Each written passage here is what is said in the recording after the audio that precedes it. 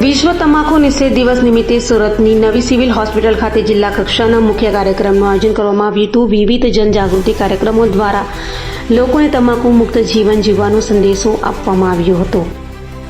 દર વર્ષે 31મી મેના રોજ ઉજવાતા વિશ્વ તમાકુ નિષેધ દિવસ અંતર્ગત સુરત જિલ્લામાં જિલ્લા કક્ષાનો મુખ્ય કાર્યક્રમ નવી સિવિલ હોસ્પિટલના સાયકિયાટ્રી વિભાગ ખાતે યોજાયો હતો. કાર્યક્રમનું આયોજન મેડિકલ કોલેજના dean doctor Jayesh Brahmbhatt, medical superintendent doctor Parul Vadgama, મુખ્ય જિલ્લા આરોગ્ય અધિકારી ડોક્ટર અનિલ પટેલ તથા આરોગ્ય વિભાગના અધિકારીઓના માર્ગદર્શન હેઠળ કરવામાં આવ્યું હતું.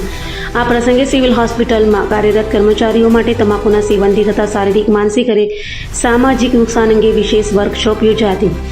જિલ્લા ટોબેકો કંટ્રોલ સેલ દ્વારા તમાકુ કક્ષાએ તેમજ ગ્રામ્ય વિસ્તારોમાં પણ વિવિધ જનજાગૃતિ કાર્યક્રમો યોજાયા હતા, જેમાં રેલી, વર્કશોપ અને COTPA 2003 અંગે માર્ગદર્શન આપવામાં આવ્યું હતું. ઉમરપાડા ITI ખાતે તમાકુ નિયંત્રણ જાગૃતિ અભિયાનનો શુભારંભ કરવામાં આવ્યો હતો, જ્યાં વિદ્યાર્થીઓને તમાકુના પ્રલોભનોથી દૂર રહેવા અને પેસિવ સ્મોકિંગના નુકસાન અંગે સમજ અપાઈ હતી. જનજાગૃતિ રેલી દરમિયાન આરોગ્ય કર્મચારીઓ, નર્સિંગ વિદ્યાર્થીઓ, આશા બહેનો અને આંગણવાડી કાર્યકરોએ ઉત્સાહભેર ભાગ લીધો હતો. તમાકુ છોડો જેવા નારાઓ સાથે લોકોને વ્યસન મુક્ત જીવન તરફ પ્રેરિત કરવામાં આવ્યા હતા. સુરત શહેરના ટ્રાફિક સિગ્નલો પર પણ વિશેષ અભિયાન હાથ ધરાયું હતું, જ્યાં સિગારેટ ડેમોન્સ્ટ્રેશન દ્વારા યુવાનોને તમાકુના નુકસાન અંગે જાગૃત કરવામાં આવ્યા હતા.